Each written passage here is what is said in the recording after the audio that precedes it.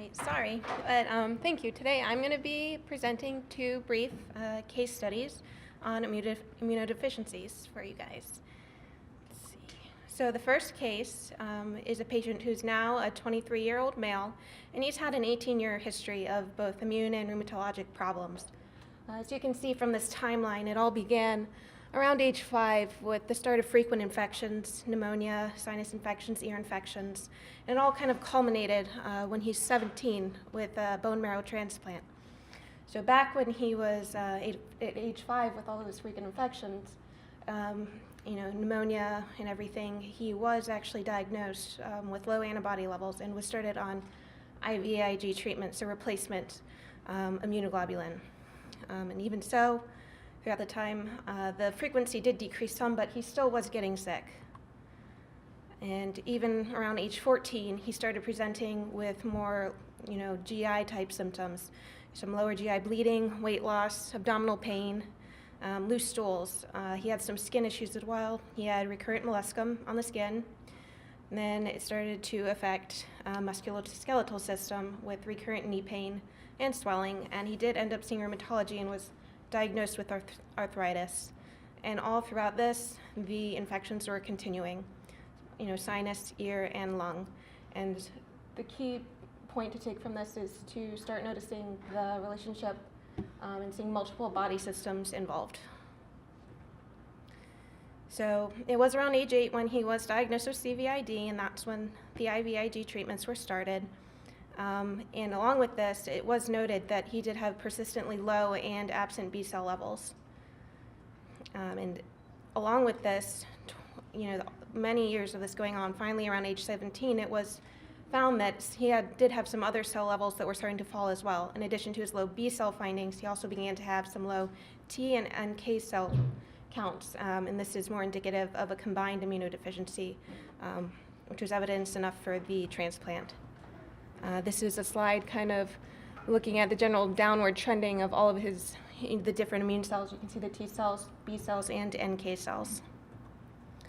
And this is a slide taken from his gut on the left. You can see it's kind of missing all of those black speckles, which is the control, which are all of the B cells that are missing. Also, around the time of his transplant, he did end up having a genetic diagnosis, defect of the IPEX gene, a little bit of an atypical presentation for this. IPEX is immune dysregulation, polyendocrinopathy, enteropathy, X-linked syndrome. This often involves a lot of autoimmune disorders involving multiple body systems, such as the GI tract, skin, and the endocrine glands.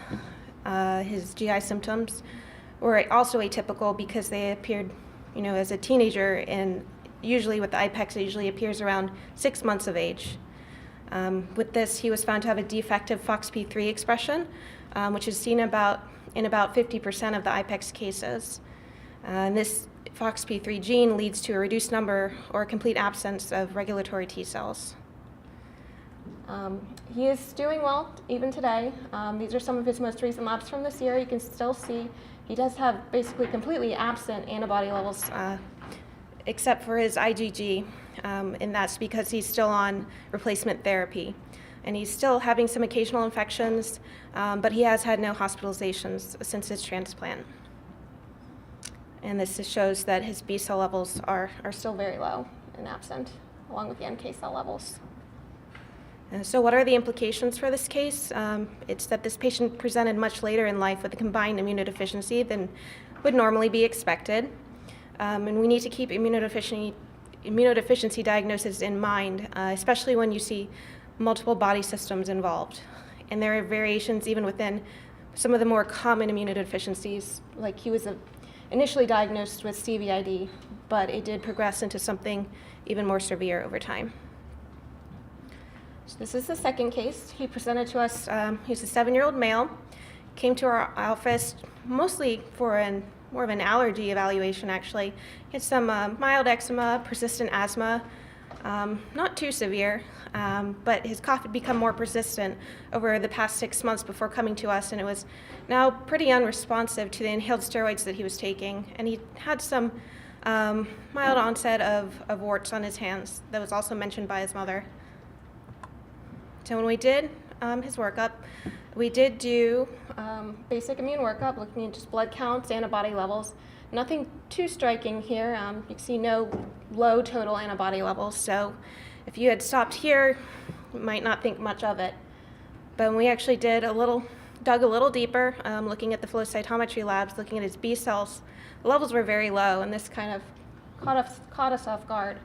Very surprising. You see with the arrow, 0.8%, very low.